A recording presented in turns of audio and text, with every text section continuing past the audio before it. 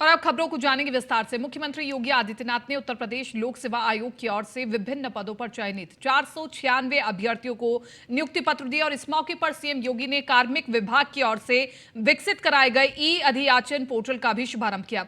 इस दौरान सीएम योगी ने कहा कि सरकार को आपसे बहुत उम्मीदें और अपेक्षाएं हैं। आम आदमी तक सरकारी योजनाओं का लाभ बिना किसी भेदभाव के पहुंचाने में आपकी बड़ी भूमिका होगी। उत्तर प्रदेश ने पिछले 6 वर्षों के अंदर एक अच्छी छलांग लगाई है, अपनी एक नई यात्रा और एक नई दूरी तय की है। आज से 6 वर्ष पहले इन्हीं नौजवानों के सामने उत्तर प्रदेश के बाहर जाकर के अपनी पहचान छुपाने के लिए मजबूर होने के सिवाय कोई दूसरा रास्ता नहीं होता था। आज इनके सामने पहचान को छुपाने की आवश्यकता नहीं। आज वो उत्तर प्रदेश के अंदर भी उनके लिए नौकरी और रोजगार की संभावना है और उत्तर प्रदेश के बाहर भी वे देश और दुनिया में जहां कहीं भी जाएंगे, अब अपने राज्य के बारे में बताने में, अपने देश के बारे में बताने में उन्हें कोई संकोच नहीं होता। उत्तर प्रदेश में निवेश की बात तो दूर, जो यहां निवेश पहले से था वे भी अपना निवेश को यहां पे समेट करके जाना चाहते थे, लेकिन यही उत्तर प्रदेश है जिसमें आप अभी हाल ही में संपन्न हुए ग्लोबल इन्वेस्टर समिट में लगभग 35 लाख करोड़ रुपए के निवेश के प्रस्ताव इसी उत्तर प्रदेश को विभिन्न सेक्टर में प्राप्त हुए हैं। उत्तर प्रदेश का इंफ्रास्ट्रक्चर आज तेजी के साथ आगे बढ़ा है। आज यहां पे एक्सप्रेस हाईवे जिस तेजी के साथ बन रहे हैं, उत्तर प्रदेश की इकोनॉमी के बैकबोन है। एयर कनेक्टिविटी जिस तेजी के साथ बढ़ी है, वाटरवे का निर्माण हुआ है, प्रदेश के अंदर इंटर स्टेट कनेक्टिविटी को बेहतर किया गया है। गांव हो या शहर, हर एक स्थल पर कुछ न कुछ परिवर्तन देखने को मिला है। कारण प्रशासन में स्थिरता और स्थायित्व देने, एक सुचिता और पारदर्शी कार्य पद्धति को प्रोत्साहित करने और प्रदेश की उस युवा शक्ति को, जो युवा शक्ति प्लान करने के लिए मजबूर होती थी, उस युवा शक्ति को प्रदेश के अंदर ही जब सम्मान मिलना प्रारंभ हुआ तो उस युवा शक्ति ने भी अपनी प्रतिभा को भरपूर उपयोग उत्तर प्रदेश के विकास के लिए किया है और आज उसके परिणाम हम सबके सामने हैं। अभ्यर्थियों को आज यहां पर नियुक्ति पत्र वितरण की कार्रवाई संपन्न हो रही है। ये वास्तव में आपके हौसलों को एक नई उड़ान देने का, आदरणीय प्रधानमंत्री जी के विजन को आगे बढ़ाने का एक कार्यक्रम है। प्रदेश में एक तरफ शासकीय सेवाओं में भर्ती की प्रक्रिया को आगे बढ़ाया जा रहा है, तो दूसरी तरफ निजी निवेश के माध्यम से भी करोड़ों युवाओं के लिए नौकरी और रोजगार की संभावनाओं को आगे बढ़ाने का कार्य किया गया है। आपने देखा होगा उत्तर प्रदेश एमएसएमई का देश का सबसे बड़ा बेस हमारे पास था, लेकिन ये दम तोड़ रहा था। हमने इसको ब्रांडिंग की, वन डिस्ट्रिक्ट वन प्रोडक्ट के रूप में, विश्वकर्मा श्रम सम्मान के रूप में, माटी कला बोर्ड के रूप में, आज परिणाम हम सबके सामने है। में सपा अध्यक्ष अखिलेश यादव ने प्रेस कॉन्फ्रेंस की और इस दौरान अखिलेश यादव ने कई मुद्दों पर प्रतिक्रिया दी। बीजेपी को लेकर के अखिलेश यादव ने कहा कि दलित और पिछड़ों की जागने से बीजेपी डरी हुई है। वहीं केशव प्रसाद मौर्य के बयान पर कहा कि समाजवादी पार्टी सबसे प्यार करती है, उन्हें खतरा कुर्सी का है जो भी कभी भी जा सकती है। पक्षी सारस को बचाने पर अखिलेश यादव ने लोगों को धन्यवाद दिया।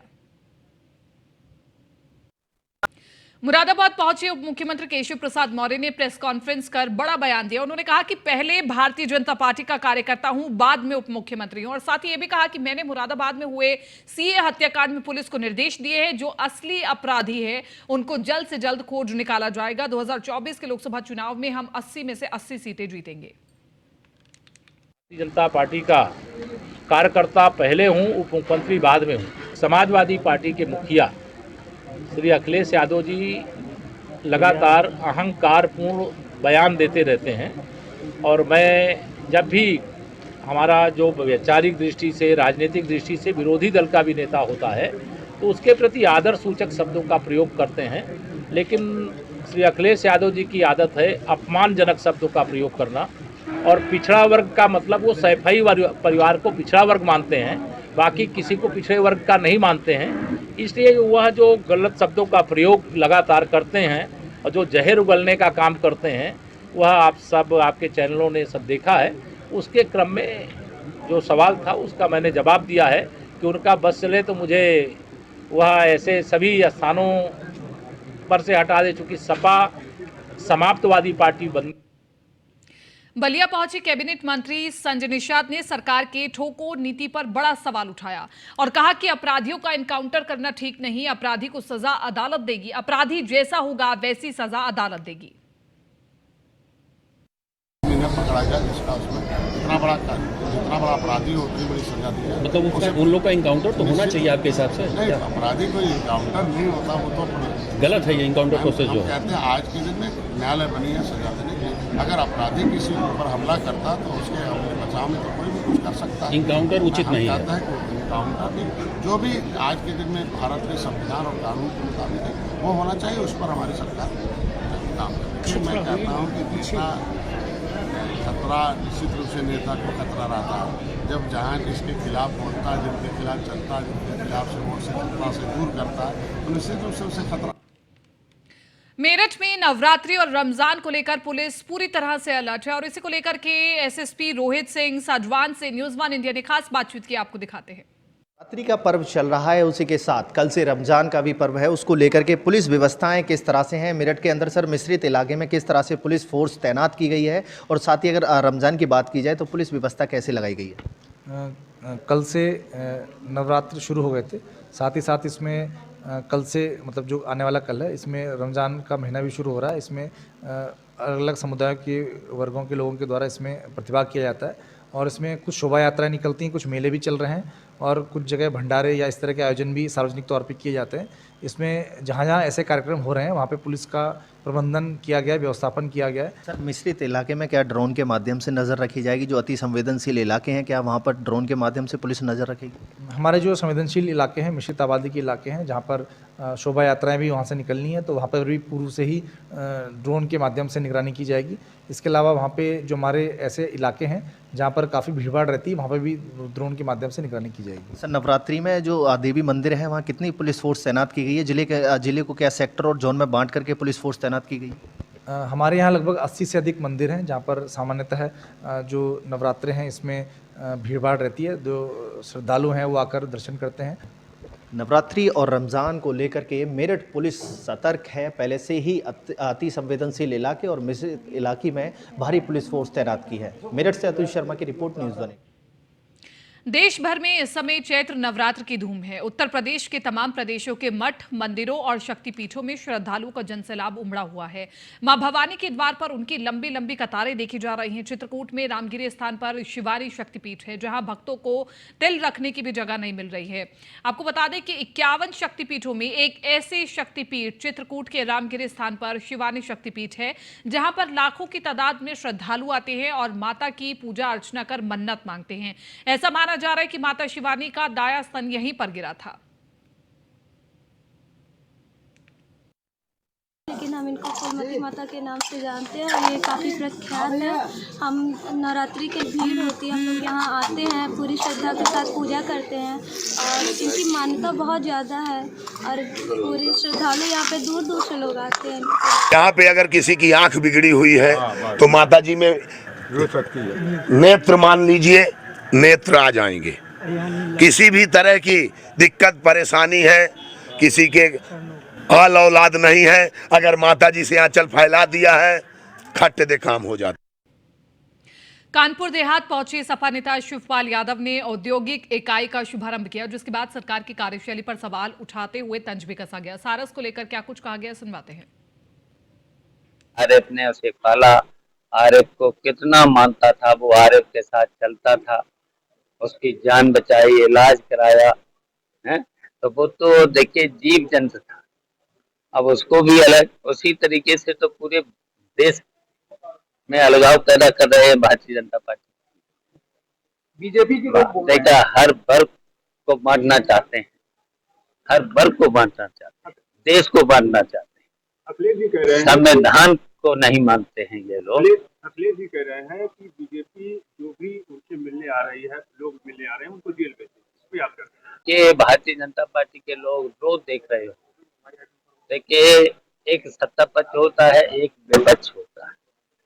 तो ये भारतीय जनता पार्टी विपक्ष को चुन चुन करके खत्म करना चाहती है। आरएफ ने प्रयागराज से एक बड़ी खबर सामने आई, जहां उमेश पाल हत्याकांड में 5 लाख के फरार इनामी शूटर अरमान के साथ अतीक अहमद की फरार चल रही पत्नी शाइस्ता परवीन का वीडियो सामने आया है। माफिया अतीक की पत्नी के साथ 5 लाख का इनामी वीडियो भी नजर आया है। वीडियो में शाइस्ता डोर टू डोर प्रचार में जुटी हुई दिखाई दे रही हैं। वीडियो में शूटर अरमान अतीक की पत्नी को कवर करते हुए दिखाई दे रहे हैं।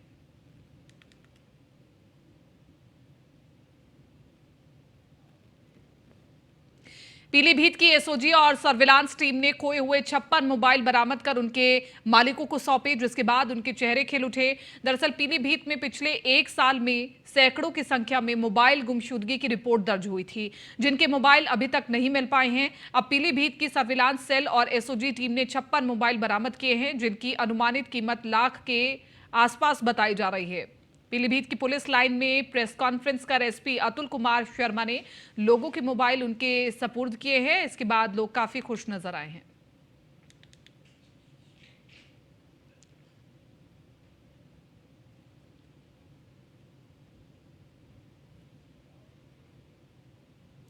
डीजीपी के आदेश की हुई अवेलना, कब्जा हटवाने पहुंची मथुरा पुलिस पर पथराव किया गया।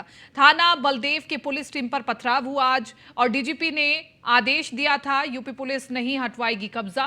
पटलोनी गांव में अवैध कब्जा खाली करवाने गई थी पुलिस। पथराव में 2 सब इंस्पेक्टर समेत 4 पुलिसकर्मी घायल हुए हैं। पुलिस ने मौके से 2 लोगों को गिरफ्तार किया। थाना बलदेव क्षेत्र के गांव पटलोनी का पूरा मामला बताया जा रहा है।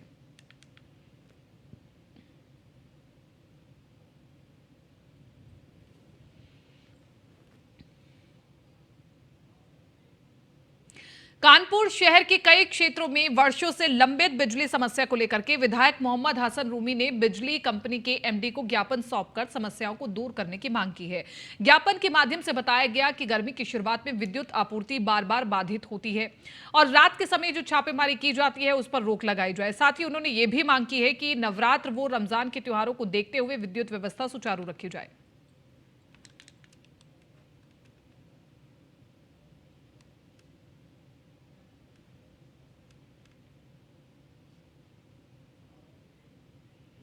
नोएडा अथॉरिटी के ग्रुप हाउसिंग विभाग में एक बड़ा फर्जीवाड़ा सामने आया है। बताया जा रहा है कि एक पत्रवाहक ने बाबू बनकर 20 फ्लैट की रजिस्ट्री करवा दी। आपको बता दें कि इस घटना की जानकारी ना विभाग के बाबू को लगी, ना ही विभाग में बैठे अधिकारियों को इसकी भनक लगी, और जांच के बाद अब कार्रवाई का दौर भी शुरू हुआ है।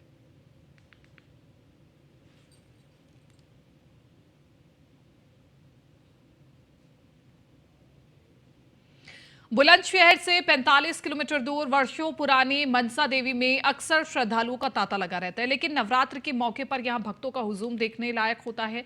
श्रद्धालुओं के मुताबिक मनसा देवी के द्वार जो भी श्रद्धालु अपनी मनोकामना लेकर आता है, मनसा देवी के दरबार में उनकी मनोकामना पूर्ण होती है।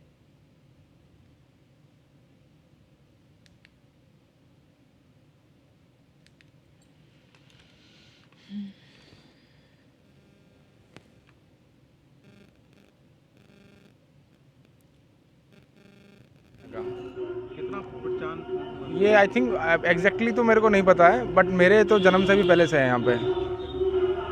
और मतलब इनकी जो मान्यता है, मैं आई डोंट नो, उसको मतलब बता नहीं सकता। मैं अगर अपने लिए बात करूँ तो मैं एक अब से 12 या 13 साल पहले कभी 70 रुपये रोज़ की नौकरी किया करता था, और इनकी माता का आशीर्वाद है, मनसा वाली माता का और माँ राधा रानी का बरसाने वाली का, कि आज मेरी तनख्वाह जो मेरी सैलरी है वो 60,000 रुपये है। वो जस्ट इनके आशीर्वाद की वजह से है। और मैं मनसा देवी मंदिर, मैं चंडीगढ़ भी रहता था, मैं जहाँ भी रहा हूँ मैं नवरात्रों में यहाँ ज़रूर आता हूँ, और इनके आशीर्वाद से हमारी जो दुकान है वो भी इनके बिल्कुल मंदिर के सामने ही है। तो 9 दुर्गों में किस तरह की पूजा की जाती है? 9 दुर्गों में प्रसाद चढ़ाते हैं, बाकी तो माँ हो कैसे भी उनको भाव से माथा भी टेक देंगे तो भी वो कबूल कर लेंगे। केदारनाथ से विराजमान है, आगमन है यहाँ पे। वर्तमान में भगवती की सेवा में है। कौन सा मंदिर है ये माँ राजराजेश्वरी का मंदिर है। यहाँ पे माँ वैष्णो देवी के पिंड दर्शन भी किए जाते हैं। नित्य नियम पूजा आरती भोग आराधना की जाती है भक्तों द्वारा। जो भी श्रद्धालु लोग आते हैं भगवान का अभिषेक वगैरह स्वेच्छा करवाते हैं। आजकल माता जी का नवरात्रि का बड़ा महोत्सव चलता है। इसमें माता जी का पूजन आरती नैवेद्य आराधना की जाती है। विशेषकर जो भी इस चीज़ को करता है भगवती उससे बड़ी प्रसन्न रहती है। सो ये चीज़ सब लोगों को करना चाहिए, पूजा पाठ करनी चाहिए। यही हमारी संस्कृति है, तभी ये संस्कृति बचेगी। अगर आप पूजा में कुछ समय दे पाएँ तो आप लोगों को देना चाहिए। फिलहाल इस बुलेटिन में मेरे साथ इतना ही। दीजिए इजाजत। नमस्कार।